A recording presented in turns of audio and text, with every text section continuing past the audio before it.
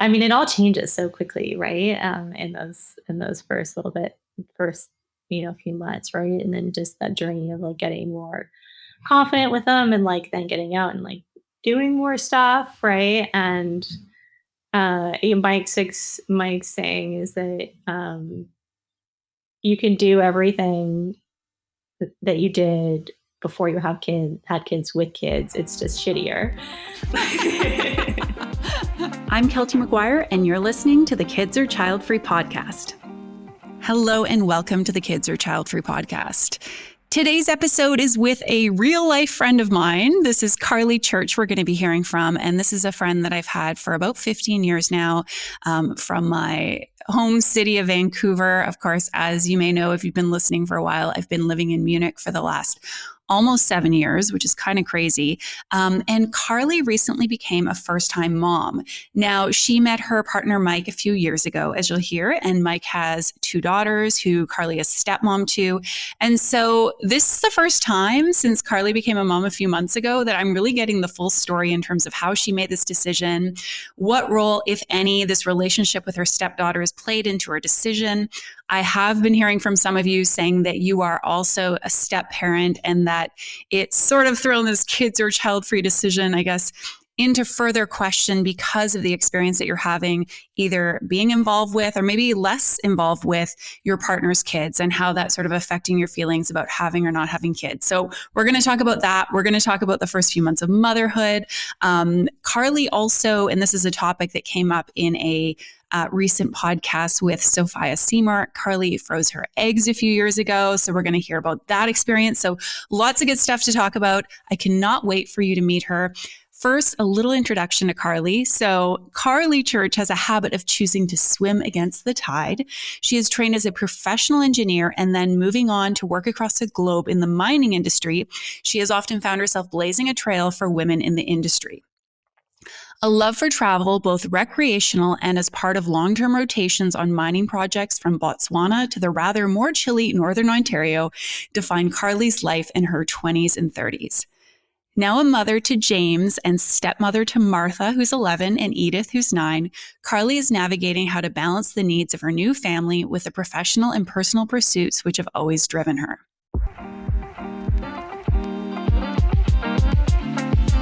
Carly, I'm so excited that you're here. And everyone, this is a dear friend of mine who I have actually not properly caught up with since she had her son 5 months ago today.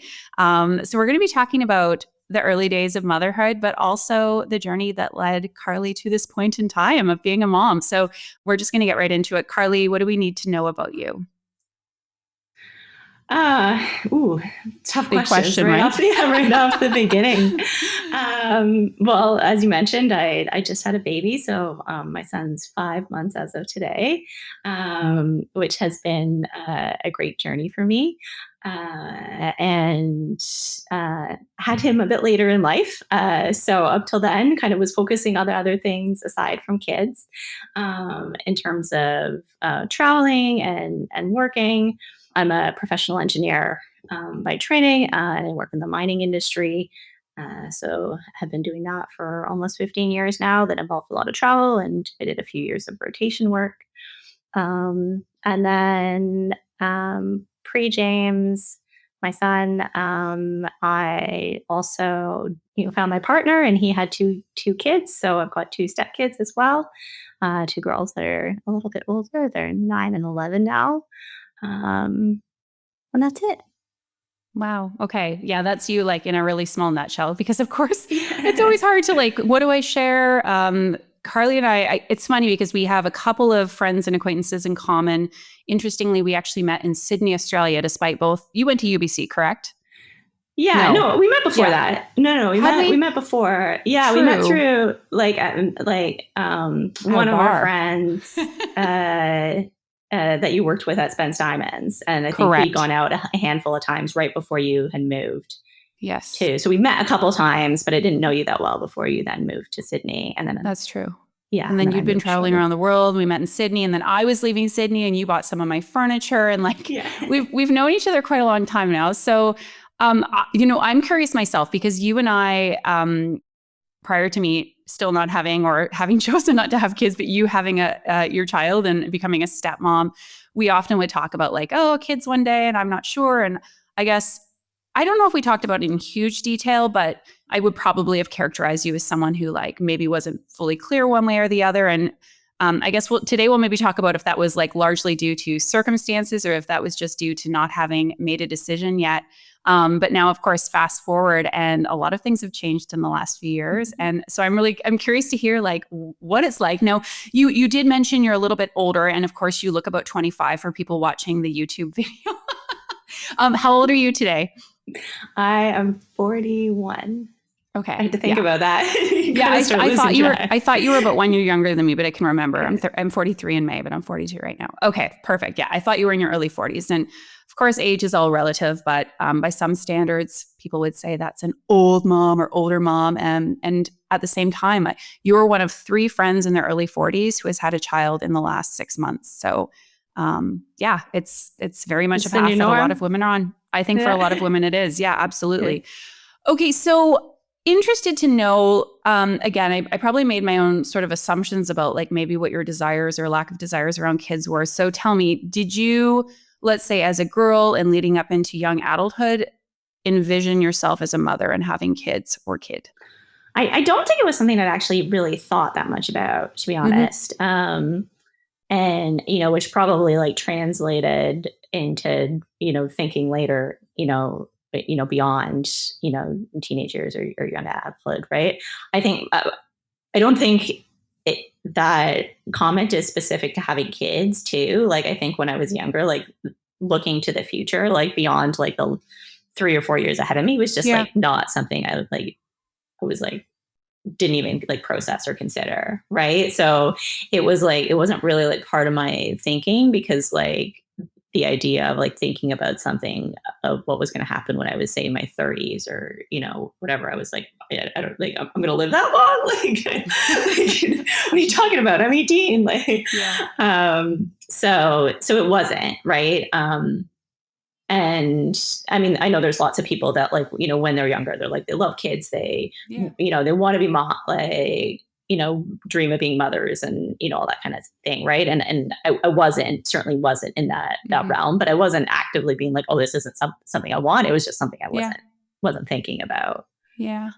I actually really like, I like a couple of things that you said there, but I also really relate to it because first of all, I think there's this idea for those who are, undecided on the fence that if they haven't always thought about this or, really had strong feelings one way or the other, maybe it means that they shouldn't be a parent. And I think, it can mean whatever we want to interpret it to, but I don't think just because it hasn't been a longstanding dream of yours doesn't mean that you wouldn't be well suited for motherhood or parenthood and that you wouldn't enjoy the experience and find a lot of value in it.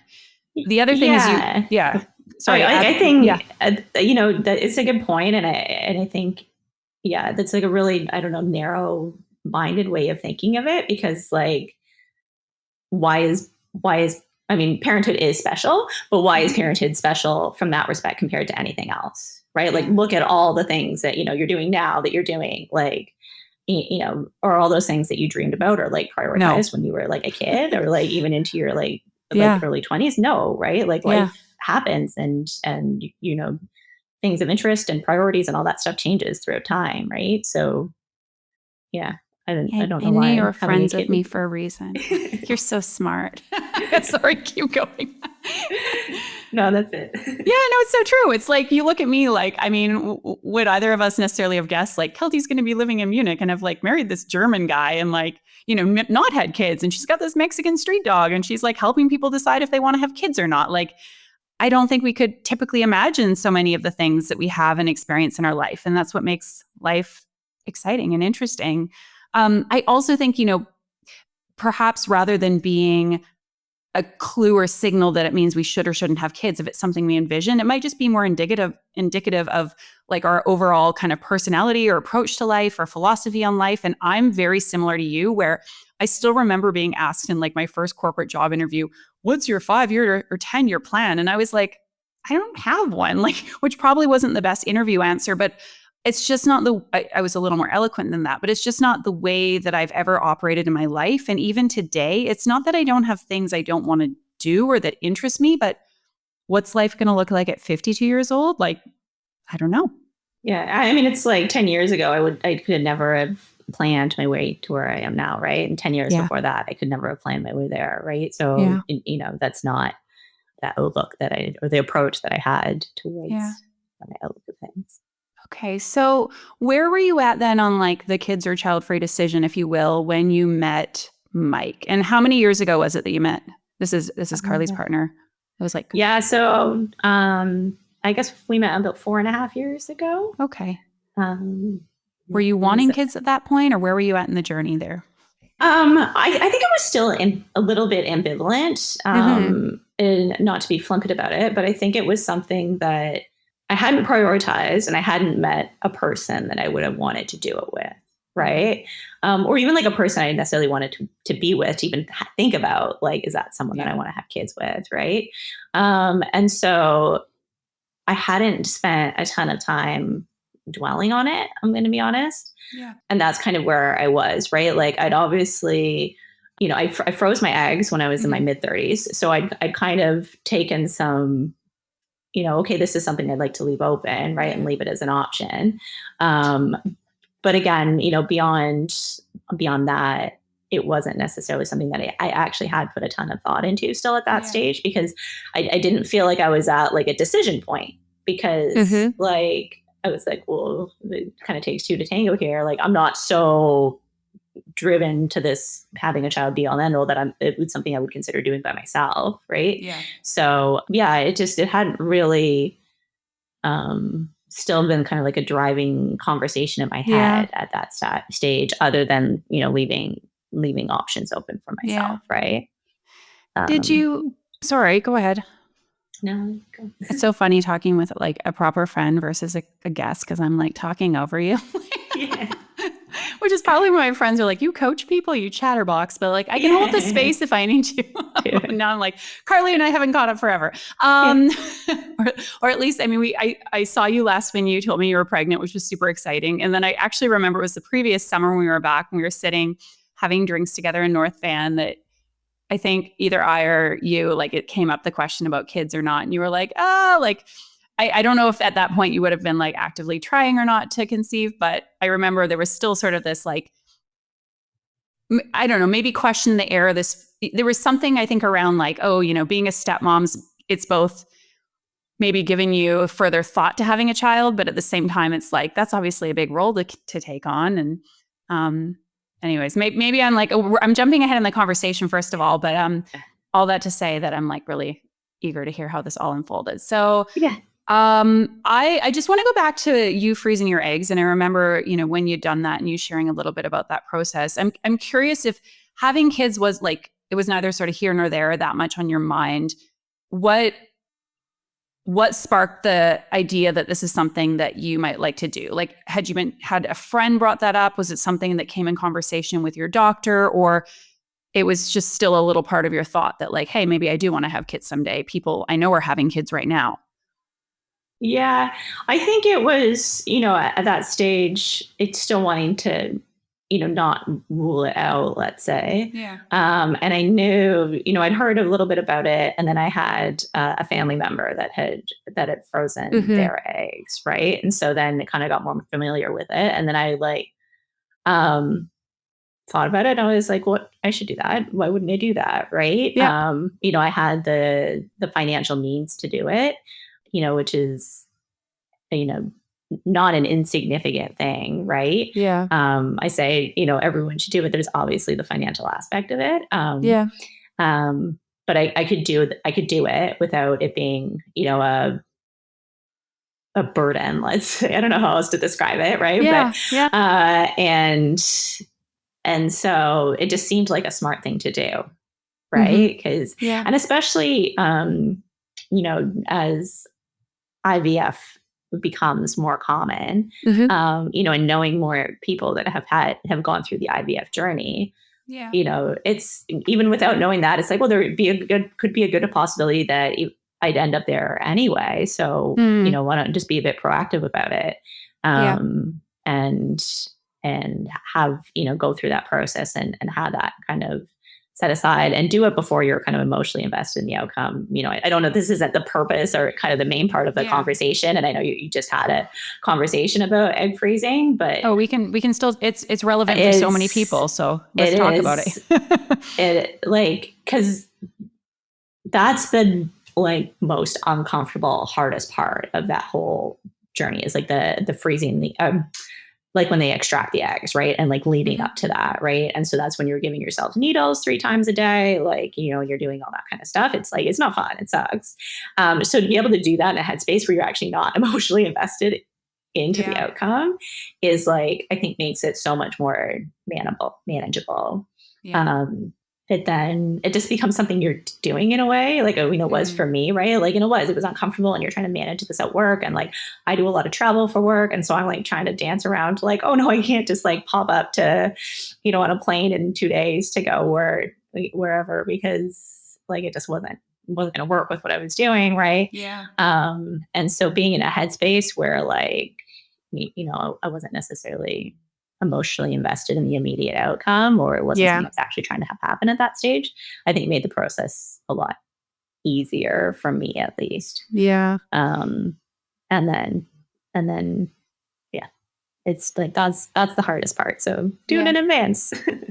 Yeah. I mean, as I talked about in my episode with Sophia, where we sort of said she says, as much as for her, it did give her the headspace to be able to more clearly think about this decision. And although she hasn't reached I don't think a long-term definitive choice right now, she feels more at peace with this child-free path that she's on.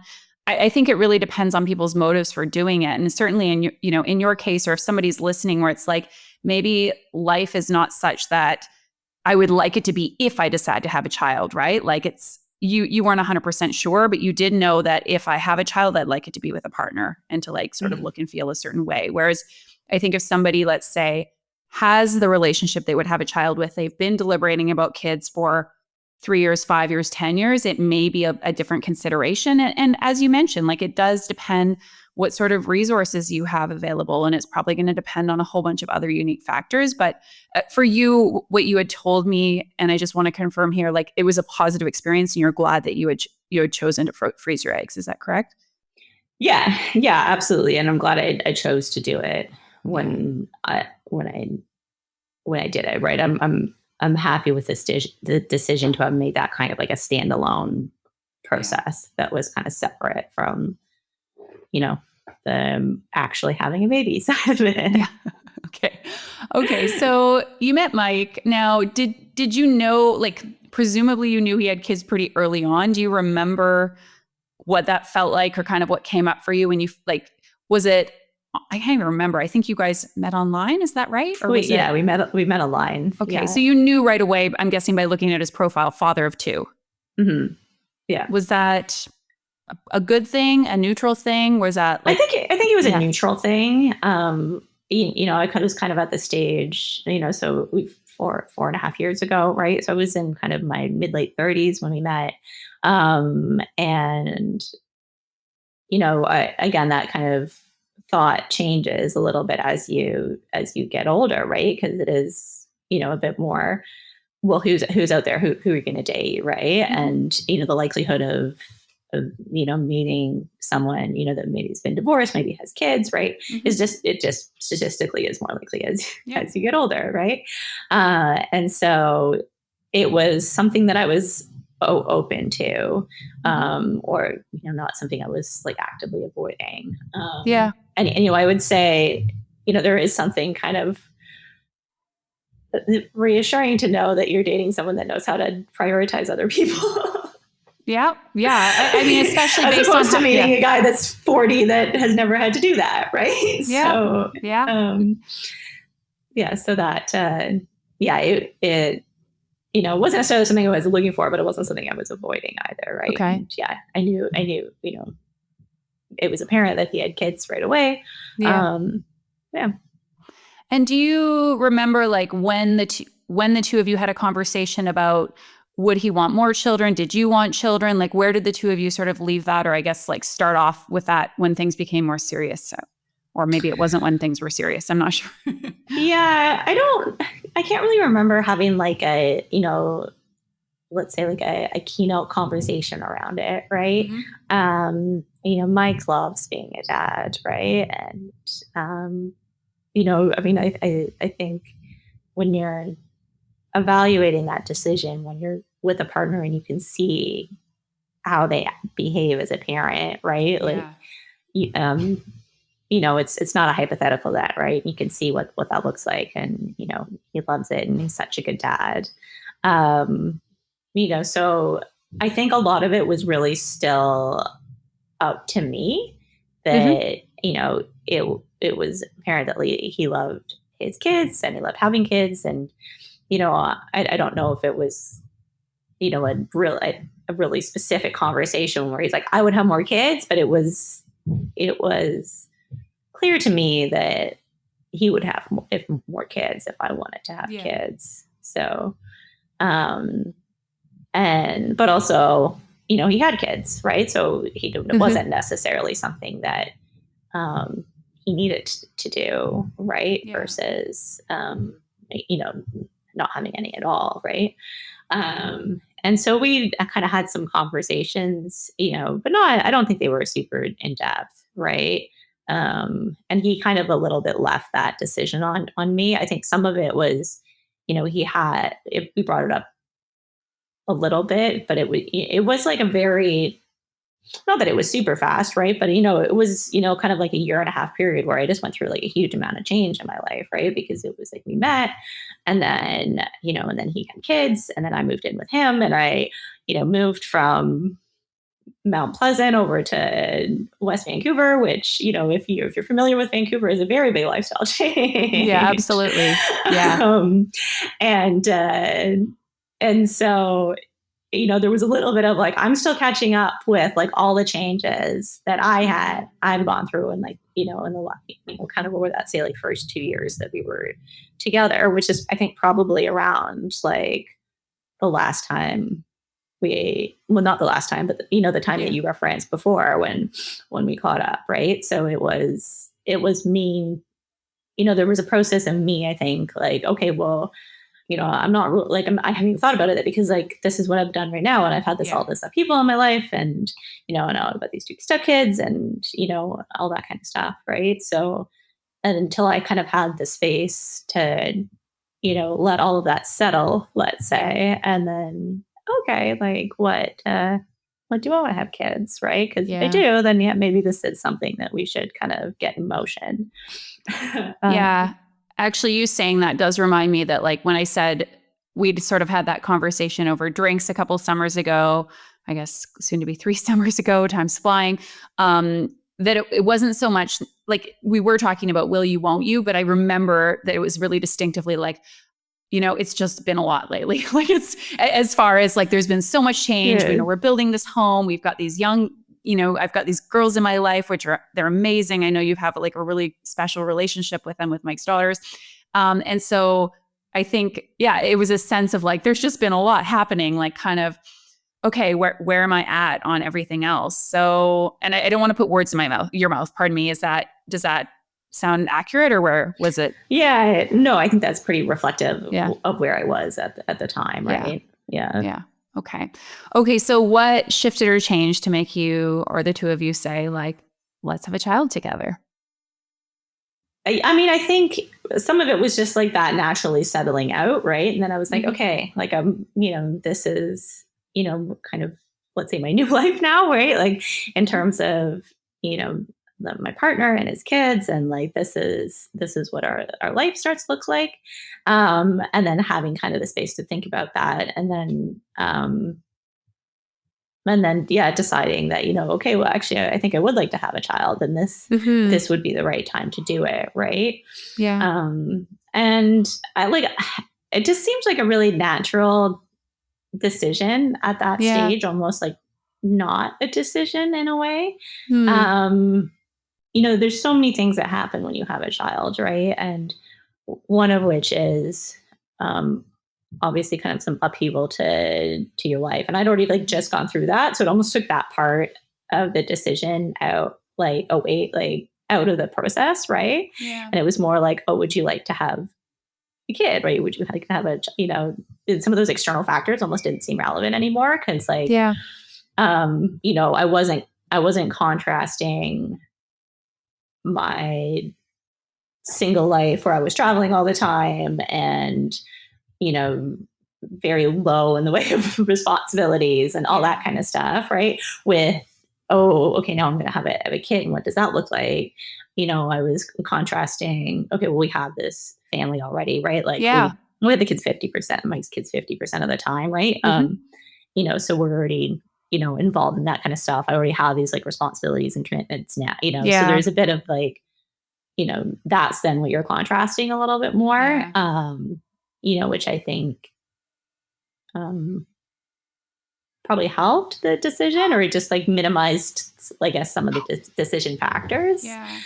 Um, and then, I liked the idea of it like solidifying us all as a family, I would say, right? Whereas, um, you know, this, James that's their little brother, right? And they have a little brother and, the that doesn't change. That's not going to change, right? And so, yeah, I think I liked that aspect of it, right? And then, thinking long term, I was like, oh yeah, it'd be great to see this little person, having seen, the girls starting to grow up. Well, it'd be great to see this, and be part of this little person's life and have them grow up into their own person. So, Yeah. it all just I felt like kind of came together really naturally, right? And like I don't feel like I did a whole bunch of soul searching about it in a way, right? I think going back to what we were chatting about before, like having not really thought about it, like, when I was younger and like not planning the way, like to where I am now, it was all just like, as it happened, just kind of seemed like the right thing. Yeah. As it was happening. Yeah. Right. So, yeah. So that's kind of where we ended up. And it's funny because, even just like I said, like, solidifying us as a family, right? And and it's obviously a different decision, but in a way around like I feel about marriage, right, was also not something I really spent too much time thinking about. Now the girls are always on us to like get married. And I was like, well, how is your life going to change, right? And because I'm like, because you have a little brother and like we have a kid and a house that we spent a lot of time building. Like this is functionally like we're there, right? But I think that was kind of the route I went on, and to end up here. Yeah, I think you should have a wedding just so I can come to a big party. So just give me enough notice I can fly back. It's interesting because it's like, we talk so much about making like conscious, intentional choices. And what I'm hearing from you is not that you weren't conscious or intentional by saying like you kind of went with that flow, but really like, I think of it as an unfolding in terms of like, you've set yourself on this course of life and you've made different decisions as they've come. Obviously, like deciding to get into a relationship with Mike and to take on that role with the girls and really invest in growing this family. And it's the way you explain it to me, like I can feel that like, that would, in your shoes, in your life, your circumstances, that would feel like that potential right thing. And it may be different for someone else. Of course, I know there's people listening and I've had messages and we'll maybe ask a few sort of specific on the fence for people with stepkids questions or like explore that a bit, realizing your situation may be different than theirs. But it might not feel like that next thing for some other people. They might say, hey, this is a chance for me to, take on a role to a degree as mom, however that might look. And it's not something that they necessarily want or need to like grow their family in that way, that they feel like I've created and solidified this family unit. But I find it like pretty special to see and hear just how things have evolved just over like a relatively short period of time. And I'm happy for you. Thank you. Yeah. And Mike's a gem. And I've yet to meet your lovely stepdaughters, but you've said they're pretty cool, special girls. So. Yeah, they're pretty great. Yeah. I'm interested, like for you personally, meeting this man with these two girls where you came into their life as mentioned. And I realize everyone's arrangement's different if they find themselves in a relationship with someone who has kids already, but like 50% custody's half the time. That's pretty substantial. And so you really having a day-to-day role in their lives. First of all, I'm interested, like at what point so some stepmoms say, and I think partly it also depends on how old the kids are, how long they've been with their partner, but it's like they feel more like not so much in that mom role, but like another adult in their life, and other people really feel more invested in the raising of the kids. Like, has that shifted for you over the years as you've gotten to know them, that you feel more in this, like, I realize you're not their biological mother, but like in that stepmother role versus like Carly, partner of Mike? Like, has that, I don't know if I'm really articulating myself, but I'm just curious about that evolution. Yeah, no, I get what you mean. Yeah. I don't really know if it's shifted that much. I mean, probably it shifted over the first few months as I got to know them, right? But I think, let's say, since I moved in with Mike, maybe. Yeah. I don't know how much it's and then it's shifted a bit since we had James. Just kind of like the nature of that, right? But I mean, I feel really fortunate, right? Because they are like really great kids. And, I came into their life at I think a good age, right? They were they just turned 5 and just turned 7. And also it was COVID, right? It was kind of like in that, like, I don't know, I guess it was like a year into COVID when I met them, right? And so you're still in the, like, people aren't really going out and doing much. And like, you still have to sign up to go to like activity, like, and all that kind of stuff. And so, like they were, great but I think they're just like, they're such outgoing kids, right? And like, they love people. So, they were in the situation where they weren't going out and they weren't socializing, because that's just not what people were doing. And so I think they just loved the fact that there was another person that was going to come in and give them attention and like hang out with them and do stuff with them. Right. And like, another person there than like when they were over at their dad's. Right. And so like, I think that made it easy for me to kind of build that relationship with them, especially as someone that isn't like, oh my God, like, let me go hang out with all your kids. Right. Like, which I have a lot of friends that are, right. That are just like, there's like a pack of kids and they're like straight over and they're like, okay, like, what are we doing? And I'm like, I'm not that person. Right. But like, I'll teach them how to ski. And so and then I also think like Mike was always really like conscientious from the beginning, just kind of of how to establish that relationship in terms of how I was involved in their lives, right? And so I think he had put a lot of thought and effort into that. So to kind of build that up from the beginning, that there's obviously changes over time, but I mean, there's that balance, right? Because ultimately, like, they still have their 2 parents, and kind of leave a lot of that decision making and all that kind of stuff to Mike and his ex-wife, the girl's mom. But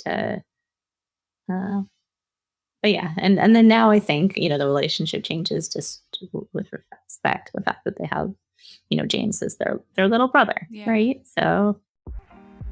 All right, if you are on the fence about kids, let me know if you can relate to this feeling of like, how am I supposed to make sense of all of this information, all of these different inputs that I'm getting, what people are saying, the books that I'm reading, the thoughts and emotions that I'm feeling in my brain and my body.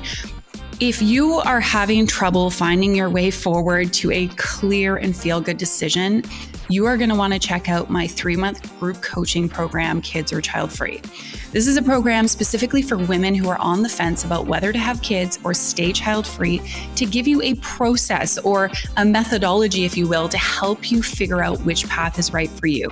This will be happening in the company of like-minded women who get what it's like to be stuck, as I take you through a step-by-step process to help you figure out whether having kids or staying child-free is the right path for you. If you want more information, the next round of this program is going to be starting the very beginning of April. We're running for 3 months. This is available online, so you can take part from anywhere in the world, and all of the information will be linked in the show notes of today's episode, or can also be found at kidsorchildfree.com. Again, that's my 3-month Kids or Childfree group coaching program, and I look forward to having a bunch of you join us for the next round of the program. Yeah, it's, it's funny because it's like, I can think, for example, of a couple of the women who are in one of my groups around becoming confident in your child-free choice. And so these are women who, identify as like, I've chosen not to have kids. I don't have biological children. They have stepkids, but in, I think, both cases of the women I'm thinking of, the kids are older. And so it wasn't as easy to establish that relationship, right? When you've maybe got kids who are, let's say, in their late teens or 20s. Obviously, it depends on the custody arrangement. This is a stereotype, but of course, many times with men, we see that they potentially have less custody, or it's like every other weekend or something like that. So it's, and maybe I can frame this as a question. I don't even know like what advice there is to give, but for example, women who decide, and it may be people listening who haven't decided yet, but let's say they ultimately decide not to have kids and their partner does have children of any age. How do you suggest they sort of like manage that? I don't know if jealousy or envy is the right word, but it's this feeling of the person you love, your partner in life that you're sharing it with, has a different experience because they're a parent and you're not a parent. And they get to have these special holiday experiences, relationship, the love of a parent that you don't get to have. And I guess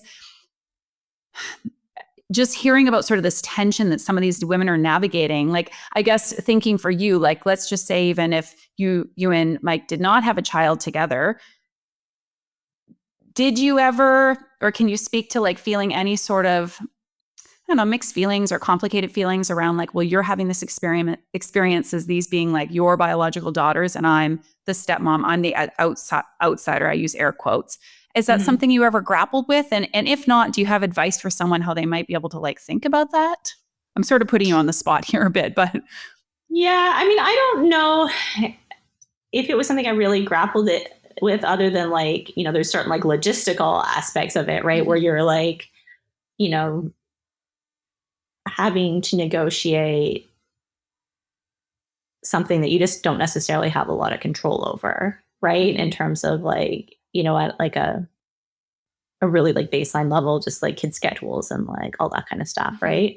Um, but then for the rest of it, I don't know. I don't know if I ever really had that feeling, but I would say that like I put a lot of that down to Mike, right? And yeah. the effort that Mike put in to both our relationship and my relationship with his kids, and how he saw that, right? And so, um, I think in those respects, right? Like it's almost like it's not a situation of grappling, the woman grappling with the relationship with the kids, but it's like, well, it's like a something that you've got to not negotiate, but like have Yeah, a conversation with your partner about, right? absolutely. Um, and and I think I've been very fortunate that I think Mike inherently knew that, Hmm. right? Like, and so without a lot of it, with it wasn't without having to have a conversation with him, right? Like, because of the efforts that he put in, or the conversations he put in, or just like the way that he approached things, with the girls and us, right? Um, and so I think again, I feel very fortunate that like I didn't necessarily have a struggle with that, Hmm. but I would say, I mean, as great as the girls are, like I think the main, and I think the timing that I came into their lives was Yeah. very good, right? I think one of the main reasons of that, was because Mike was so proactive about not us not being in that situation, right? So, Yeah. um, I think that's where a lot of that conversation and the effort needs to happen, right? With and like you're hoping that like that people, women that are in that situation that have a partner, that their partner is receptive to that, right? To say like to be cognizant of the fact that like it could be a position where you feel like an outsider, right? And the only person that can really help change that dynamic is the other parent, is the parent to Yeah. the kids, right? And if you do feel like an outsider, then like yeah, there's probably going to be some inherent jealousy or friction that comes from that um, because of that, right? And so I think that all comes down to the relationship with the person you're in the relationship Yeah. in, right? Is like, well, they shouldn't want you to feel like that, and then um, and and how to navigate that, and then obviously being realistic, right? Because there Yeah. was certain things where I'm like, okay, well, that's just not my decision. Yeah. I wouldn't do it this way, but like, Yeah. I can let that slide, right? Yeah. But on like an overall day to day basis, it's that's kind of, I think, really the crux of it, right? Is Yeah. that it's not just something that you should be navigating by yourself or like figuring out how to navigate with the kids, right? Yeah. It's your partner's a part of that, right? And the Absolutely. most influential part of that, because Yeah. they're the connective tissue, right? Yeah, I totally agree. And I think, like, having an honest conversation, like you say, it depends on how receptive your partner is to having those conversations. And I want to hope that everyone has the kind of openness that you and Mike do, which I know is sadly not the case for a lot of people in their relationships. But, on the one hand, recognizing, so if you're in a situation where you're either undecided, or let's say you are leaning or have decided to be child free, if you're feeling some of those complicated feelings, it can even be sadness, a sense of like, wow, my partner, they get to have these beautiful moments with their child, which I, even if I share them, never get in the same way, because that's not like, I am not the mother, that's not my child.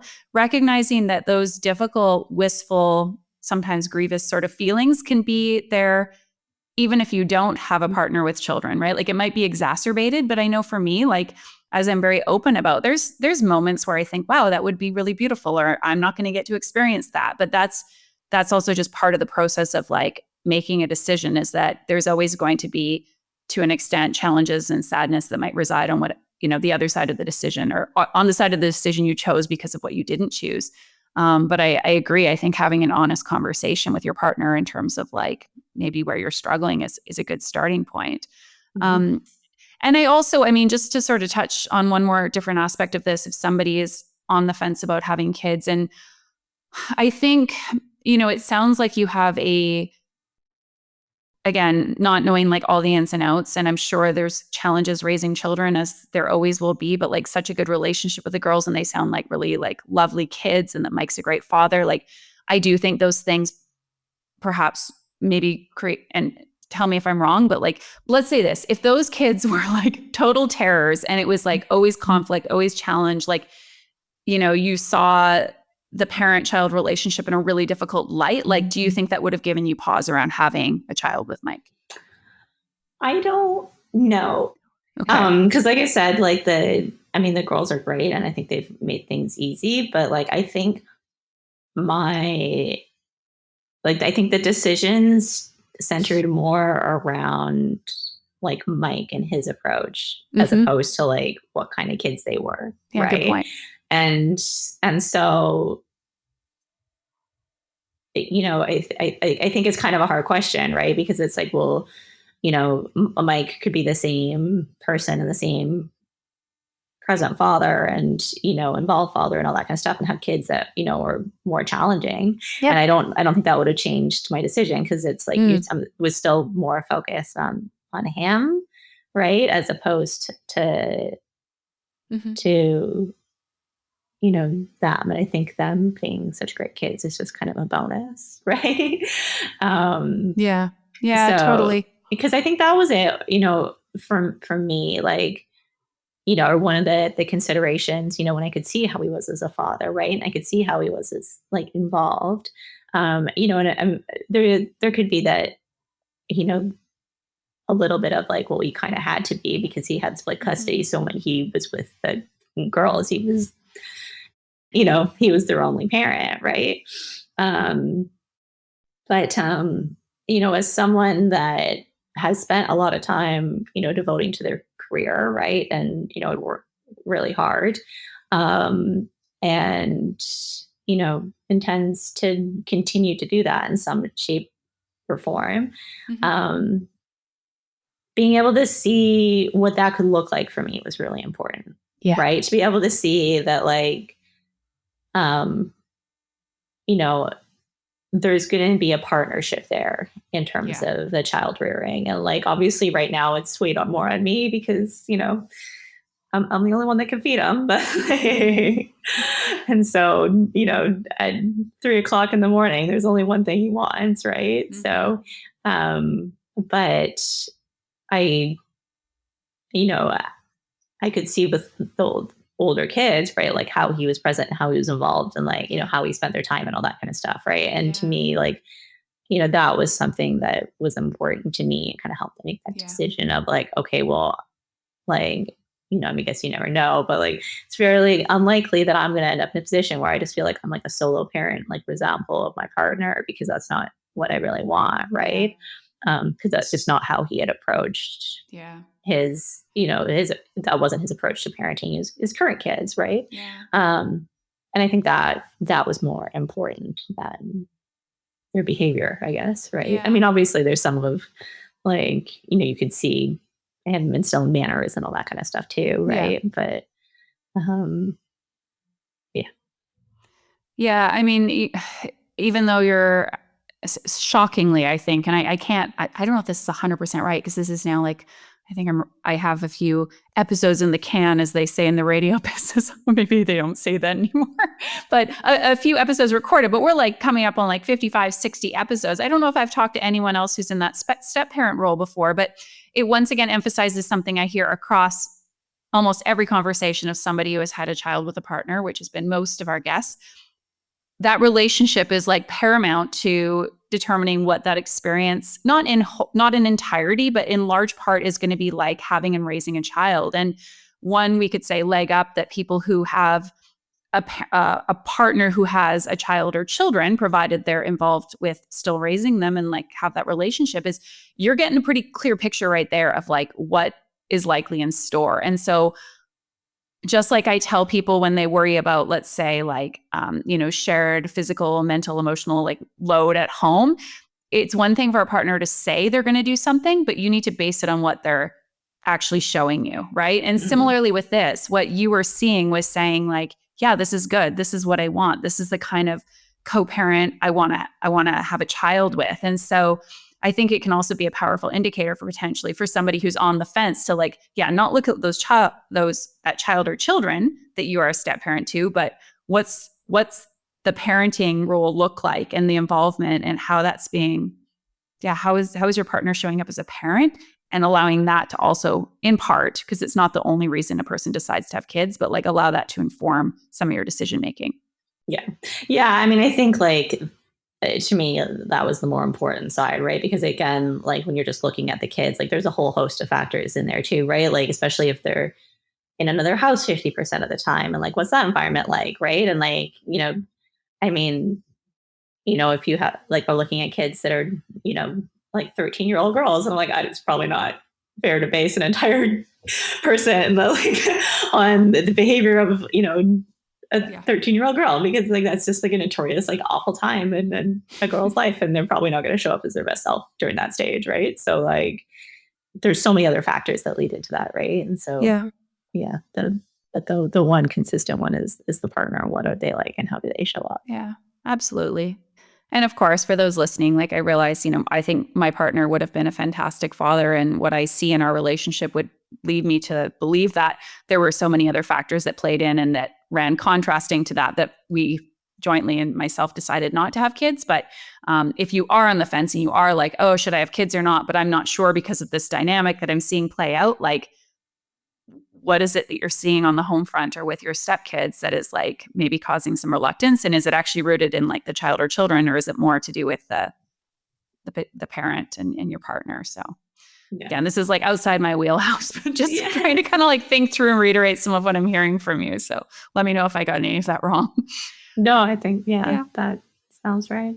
I want to talk to you about now having baby James and like the first 6 months of being a mom. Which, by the way, like, do you consider yourself being a mom for the first time, or does it? Because I know for some people who are step parents are like, well, I'm a stepmom, but I'm not a mom. Like, has your relationship with this idea of mother changed dramatically, or less so because you have stepkids? Do you think? I don't think it's changed dramatically even with them, right? And I think where you're going with that, the question, like I still refer to myself as a first time mom. I think it also, like this. this is a whole phase that like I didn't experience with them, right? Like and they were, still young but older when I met them. So, it is my first time going through all this, right? Yeah. And then, maybe that changes when he gets older and we start to get into the stages that I'm like, had met them for, but then there's Mhm. also the dynamic of, they Mike had two girls and now we have a boy, right? Mhm. So it's going to be different. Yeah. Um, because it just is. Yeah. Okay. I Yeah. want to be mindful about the language I use because I don't want to like insult anyone, yourself or the kids or anything to Yeah. say like, well, you're a mom before you weren't. Okay. So now being a first time mom to baby James and raising an infant, what has it been like these first 6 months? If you could sum it up, like just to kind of share, I mean, what's been surprising? What's been wonderful? What's it been like relative Um, to expectations? If you had any? yeah, I mean, I think I'm enjoying it more than I thought I could. Okay. I like that. Because I think even in the decision to have kids or kind of like the journey to have kids, like Mhm. I don't, kind of could picture the longer term aspect of it. And that was, part of what I had been like, oh, like I would really like the feeling of like watching this little person grow up, right? And having, you know, like that dynamic when I'm older and all that, right? And like not really focused on like the baby and like early years side of it. But like, I mean, like he's very cute, so it makes Can it makes it confirm. very easy. Yeah. You, um, babies are cute, we say, but like James has got a leg up. He's yeah, very adorable. yeah, he's a very very cute little kid. And so that's yeah, I've just kind of enjoyed that more that like it's hard, right? But I've enjoyed that more than I thought Yeah. I would. I found the beginning challenging, but I would say like I ended up having a C-section Okay. when he was born, and like that was more challenging than him. I would say the Mm, recovery from that, right? okay. And also just like grappling with the fact that like because of the recovery of that, I couldn't be as present for him at the beginning as I would have Hmm. liked to have been. Yeah. Um, I found that really, really hard.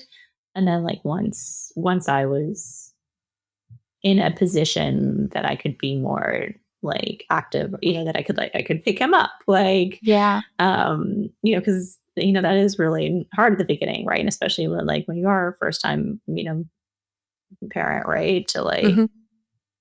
not be able to like pick up your child, right? Like I know you think you can hold him, right? But like I couldn't lift him out of his bassinet, Yeah. right?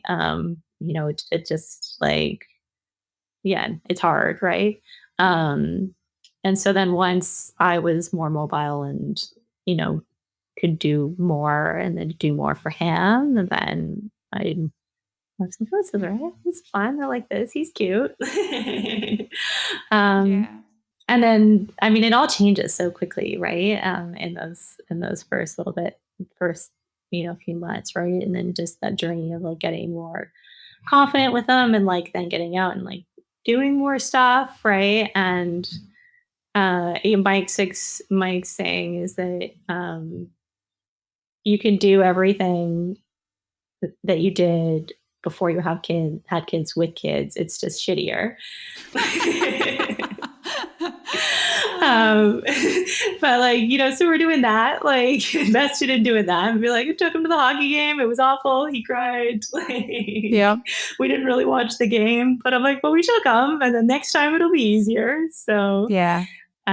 which is great. And just like those, I mean, even things that he doesn't really like, won't obviously remember, right? Or even, how it even translates, right? But like, I took him to the aquarium and it's like, well, I like going to the aquarium. So this is great. Now I can go to the aquarium on like a Tuesday when it's empty and like feel like I have someone to share the experience with, even though Yeah. he's just sitting there looking at the jelly. He's like, oh, right. Hmm.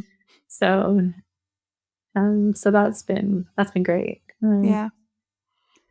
I know it's super early days, but I'm curious, like, so I mean, as you shared at the beginning, like you're someone who's traveled a ton, you are, very successful in your career, and there's been a lot of emphasis there. You are an athlete, you've done triathlons, like you're very active. And you strike me, you've always been someone very independent. One of the things I hear from a lot of clients is like they worry about losing their sort of own identity or the ability to do those things that they love or that they feel like to a degree defines them. Is that something you've come up against or you've had a fear about, or maybe it feels even too early to navigate some of that? Yeah, I mean, I think it's something I've had a fear, like I would say potentially had a fear about. I think that it's something that I think is a benefit of having kids when you're older. Like, I think that I'm better able to navigate that now than I would have been when I was younger. Mm-hmm. One is I think I just have a better sense of who that person is, Yeah. right? As opposed to if you're having, kids when you're younger and you're still trying to like figure that out, then you're trying to figure that out at the same time where you have this massive demand on your life, right? Like, and Yeah. I think that could create like a lot more challenges and kind of internal turmoil. Mm-hmm. Whereas, like, at this stage, like having that for myself understood a little bit better, it's I think a bit say easier, but like, it's a bit more clear like what you're trying to hang on to in a way. Yeah, absolutely. And then I think like, and that it's across the board, right? Like I think work wise, you know, I having been able to get to a certain point in my career, I think, there's a benefit in terms of like the amount of control I have when I go back to work and Mm-hmm. my ability to choose a little bit more what that looks like compared Mm-hmm. to if I had him, 5, 6, 7 years ago, Yeah. right? And how I can balance the two without necessarily having to choose, right? Like, not to say that there's going to be a lot of effort, but like, it is, and I mean, some of this could be like a post-COVID world, right? But like, with more remote work and all that kind of stuff, Mm-hmm. right? But I'm like, oh, like I can, I can see like windows in terms of like, okay, well, I can push that forward while still showing up for him as Mm-hmm. like the parent that I want to be, right? In some ways, just being that further along, like, from a work side, I've made myself more valuable that I have more influence in terms Yeah. of what my work life looks like, right? And more of a say in terms of of what that looks like. And also like, I think that being in that position and then having the child, it's like it almost makes you like more focused in a way, right? Because even Mm-hmm. my work will ask like, oh, when are you going to come back? And I'm like, well, what am I going to be doing? Because you have competition for my time now. So Yeah. like I'm not going to come. Here's a list of things I was doing before that I'm not going to come back and do because Yeah. it's like, have you seen my baby? He's very cute.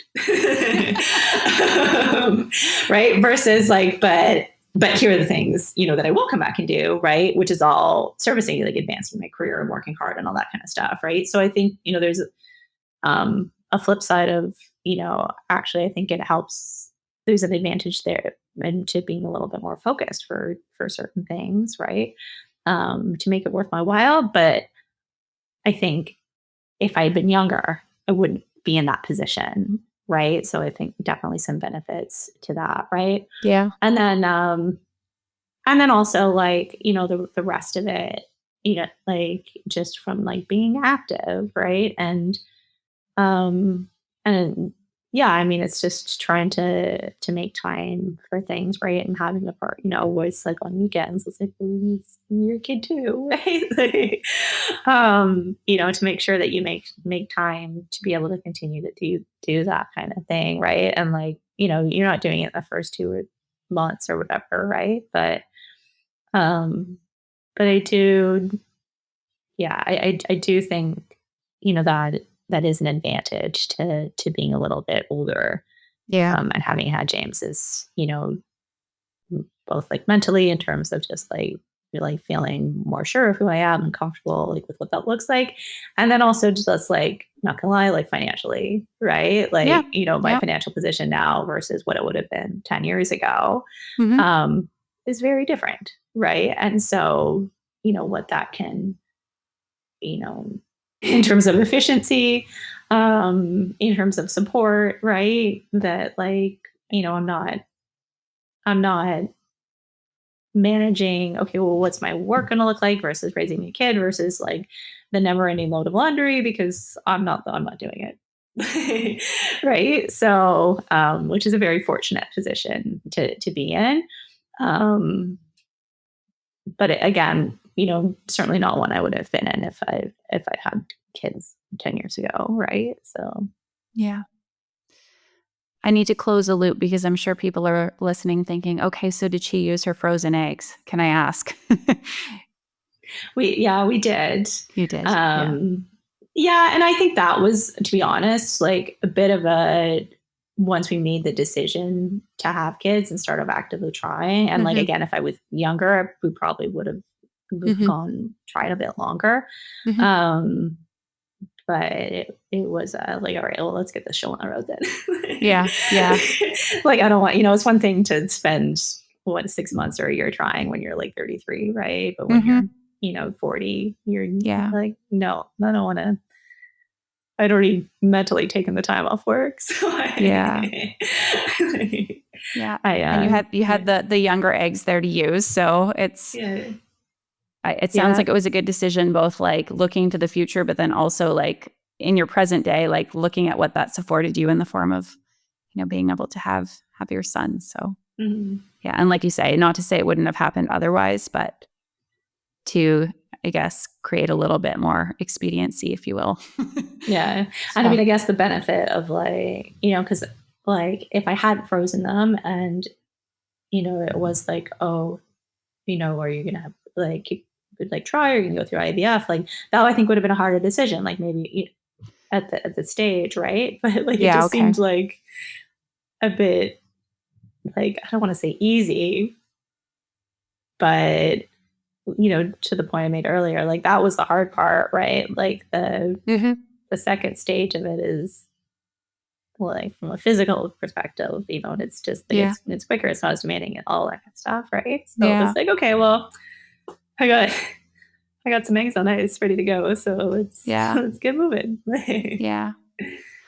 I'm curious to ask, I mean, sort of, there's obviously just sort of a little bit of an implication there that like, yeah, maybe things not being quite as they were, then perhaps I wouldn't have chosen to have kids or this wouldn't have happened. Do you think, I know it's hard, like, because obviously you have your child here now, and I'm sure it's hard to imagine life any other way, but do you think you would have been okay and continue to, or had lived a fulfilled life without having a child of your own? Yeah, absolutely.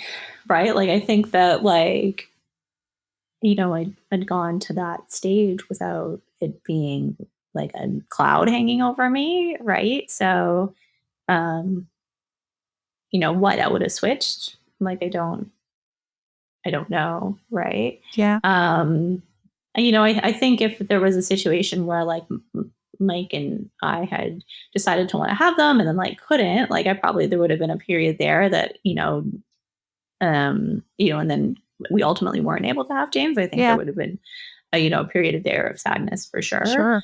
Yeah. I mean, it would look different and, a whole host of things, but it wasn't like a void that I had felt at that stage. And now that I have James, who I love, I don't retroactively feel like there had been a void that I'd missed.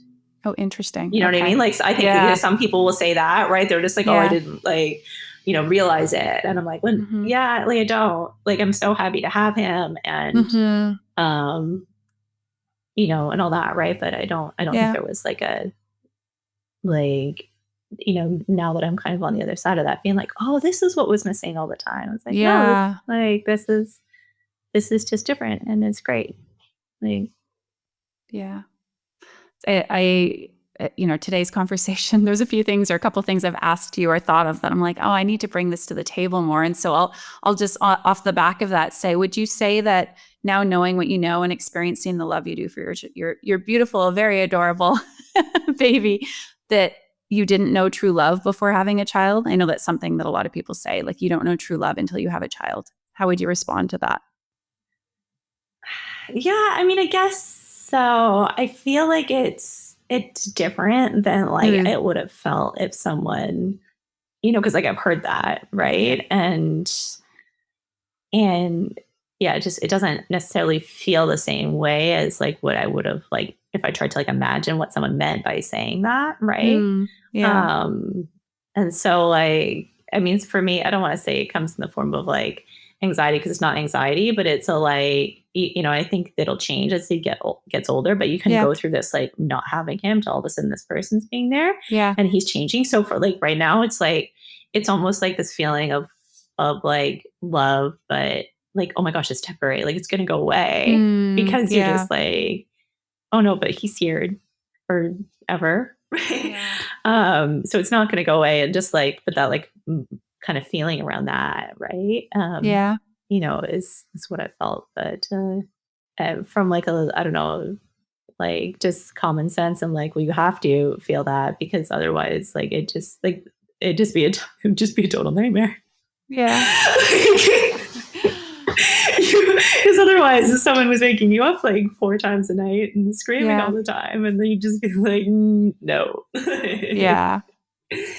That's why when my dad was like, oh man, there's a reason why they make these guys cute because they weren't so Absolutely. cute. You'd leave them on the side of the road Yeah. when they kept you up all night. So Yeah. yeah. I imagine like the love for a child, it must be something like it. I have no doubt that it's different than other types of love. And it's something that's like intangible or I don't know, definable. But I guess I hope to maybe offer solace to some people who aren't sure that they're going to have kids to know that like, it doesn't mean that your life still won't have great love. Like, because I Yeah. think that's what a lot of people think.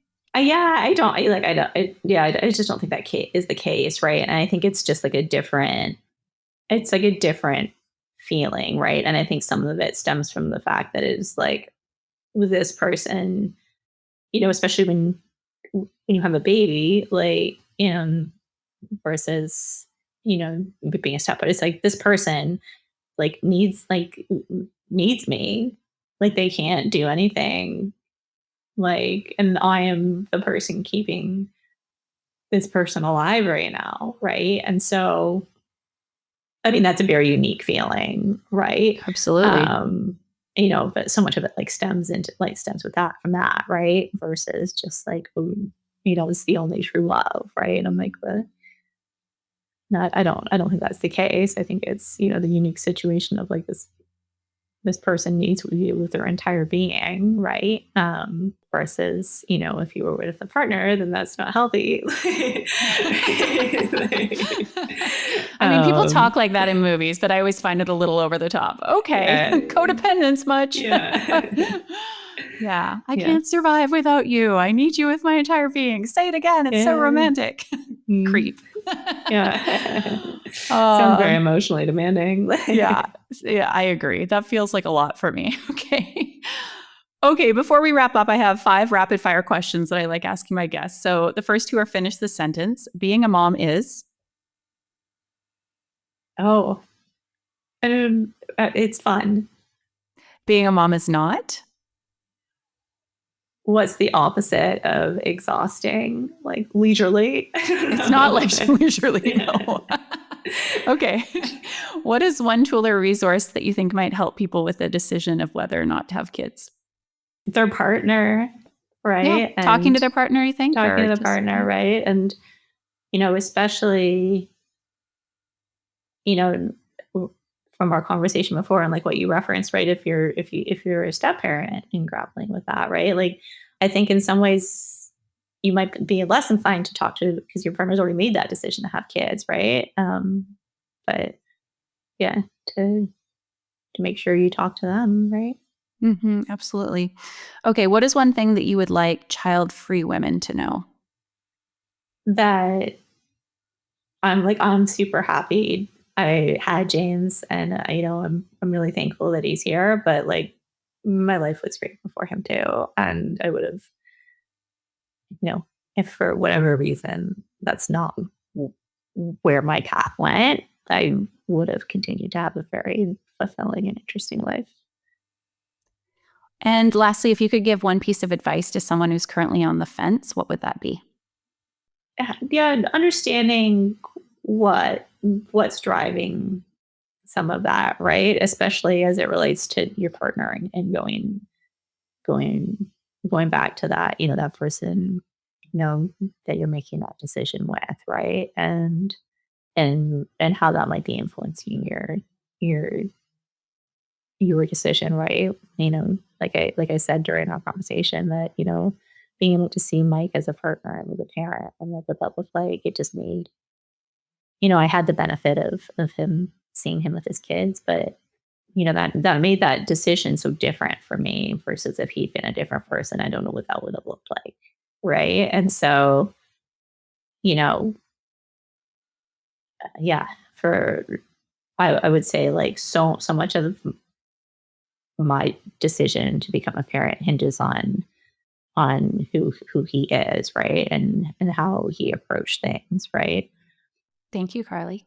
If people want to connect with you, is there a way they should reach out, or otherwise I can send along well wishes via my own messages? Yeah. I'm on Instagram. Okay. CJ We'll tag you. Carly. Okay. You We'll can tag you in the show me. notes. Yeah. I can tag you. Okay. Yeah. Some of my guests, they don't want to be tagged, but if you're okay, we'll tag you. And I got to say, I'm super happy for you and Mike both, who I can affirm is a wonderful man. He seems to be a wonderful partner to you. I'm really happy for you and the family that you have had and that you continue to grow. So yeah, I'm glad we could catch up about this. Yeah, me too. Thanks, Keltie. If you have found this conversation or any of the other episodes of the Kids or Childfree podcast helpful, insightful, if this podcast has created some small or large shift for you that has helped you with your kids or child-free decision, I want to ask you to please leave a rating or a review in either Spotify on the Spotify app or Apple Podcast app. This is such a small, simple, quick thing for you to do that can create really big impact in terms of helping this podcast to get discovered by more listeners and help more people who are on the fence with this decision. So again, before you go about your day or listen to another episode, hit pause, leave a rating or a review, again, in-app, whether you're on Spotify or Apple Podcasts, and know that both I will be very grateful as well as all of those people who will be discovering this podcast thanks to your rating or review.